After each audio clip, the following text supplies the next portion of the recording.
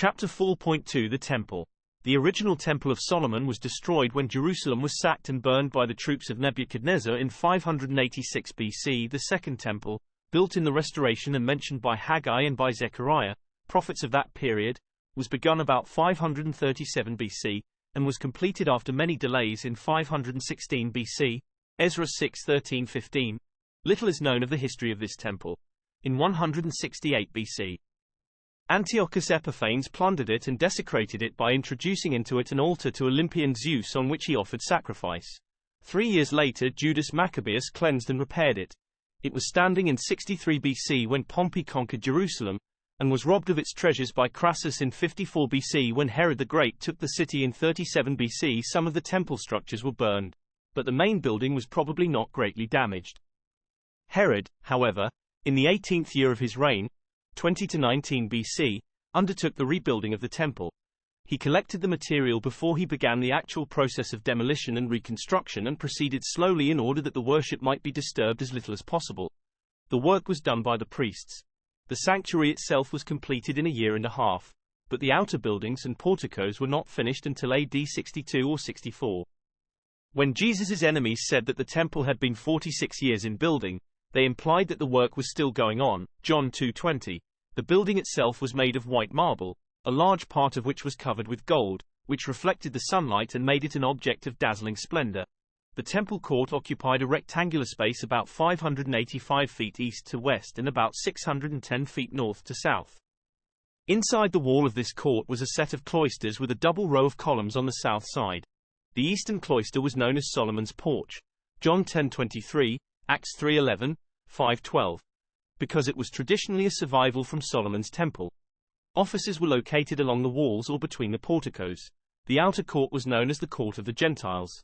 No restrictions were placed upon access to it, and it was at times used as a marketplace. At the northern end of the court and transverse to it was the temple proper, consisting of the inner court with its buildings. At the eastern end was the women's court, and at the western end was the court of the Israelites from which women were excluded. Centered within the court of the Israelites was the court of the priests, in the middle of which was the sanctuary. The inner court stood on higher ground than the outer court. Between the two, on the edge of the inner court, was a stone parapet, on which were inscriptions warning all Gentiles to stay out of the second enclosure under penalty of death. The wall was pierced by 9 gates, 4 on the north, 4 on the south, and 1 on the end which may have been the beautiful gate, mentioned in Acts 3. The sanctuary itself was elevated above the inner court and was reached by a flight of 12 steps. Its divisions were similar to those of the tabernacle, the holy place, on the east, which was about 60 feet long, and the most holy place, which was about 30 feet long. The former contained the table of shewbread on the north, the 7-branched lampstand on the south, and the altar of incense between them. Only the priests were allowed to enter the holy place. The most holy place was empty, for the Ark of the Covenant had been lost when the Temple of Solomon was destroyed. The high priest entered the most holy place once a year on the Day of Atonement, when he made propitiation with blood for the sins of the people. The division between the holy place and the most holy place was a thick double veil, which shut off the inner sanctuary from prying eyes. On the outside of the sanctuary were built small rooms, arranged in 3 stories and accessible by a staircase, in which priests lived, or which could be used for storage. Within the court of the priests, east of the sanctuary, was the great altar of burnt offering, about 18 feet square and 15 feet high. On this altar perpetual fire burned and the animal sacrifices were consumed in the daily ritual. Just north of the altar was a space for slaughtering the victims and for preparing them for sacrifice. Only the priests could remain within the court of the priests, except for those who brought animals to be offered as sacrifices, since they had to lay their hands on the victim before it was slaughtered. The Jews were allowed by the Romans to maintain a police corps to keep order within the temple precincts. Its chief officer was called a strategos, or captain of the temple. Acts 4:1, 5:24-26. It is possible that a detachment from these men took Jesus at the betrayal, rather than a cohort of Roman soldiers. They were charged with the apprehension and safekeeping of Peter and John when the latter were arrested for preaching, probably within the temple enclosure. The guard watched the temple day by day to see that no unauthorized person entered forbidden enclosures. At night the gates were shut and a watch was stationed to prevent the entrance of marauders. The temple was the main center of worship in Jerusalem. Jesus himself and later his apostles taught and preached within its courts. As late as AD 56, the church in Jerusalem still had in its ranks men who made vows in the temple, 21:23-26, and who adhered closely to its legal observance. Only with the development of the Gentile church did its connection with Christianity cease. The synagogue. The synagogue played a large part in the growth and persistence of Judaism, as previously noted. The Jews of the dispersion found not-ed synagogues in every city of the empire where there were enough Jews to maintain one, and foreign synagogues flourished in Jerusalem. Galilee, which in the days of the Maccabees was largely Gentile, I Maccabees 5:21-23, was filled with synagogues in the time of Christ. The synagogue was the social center where the Jewish inhabitants of a city gathered weekly to meet each other.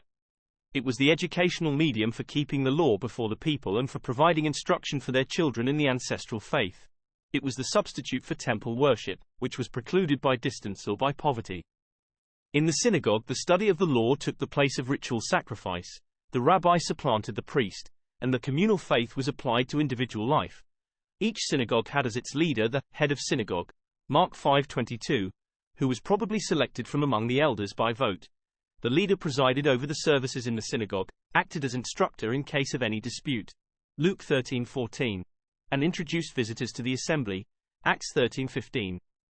The synagogue attendant, or hazan, acted as custodian of the property and had the responsibility of raring for the building and its contents. His duties included warning the village people of the beginning of the Sabbath on Friday afternoon and notifying them also of its close.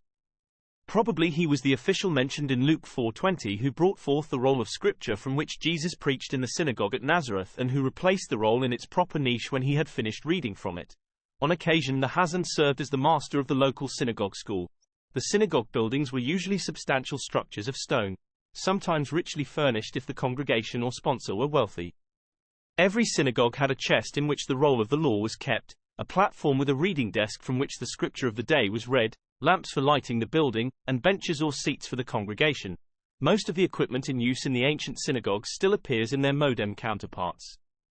The synagogue service consisted of recitation of the Jewish creed or Shema, Hear, O Israel. Jehovah our God is one Jehovah. And thou shalt love Jehovah thy God with all thy heart, and with all thy soul, and with all thy might. Deuteronomy 6:4, 5, accompanied by sentences of praise to God called Berakot because they began with the word, blessed. Following the Shema was a ritual prayer, concluding with an opportunity for individual silent prayer on the part of the members of the congregation. The reading of the scriptures, which came next, began with special sections of the law which were assigned to holy days. But as time went on, the entire Pentateuch was divided into sections which gave a fixed cycle of 154 lessons to be read in a definite period of time.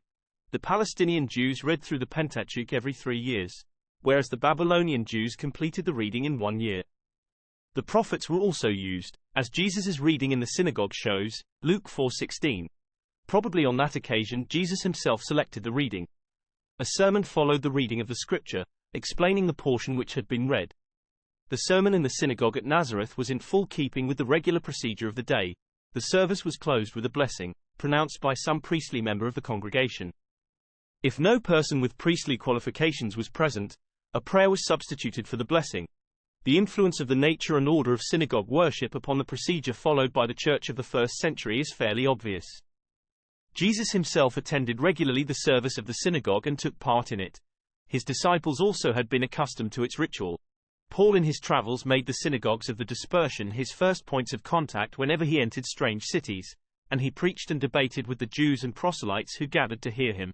Acts 13-5, 15-43, 14-1, 17-1-3, 10, 17, 18-4, 8, 19-8.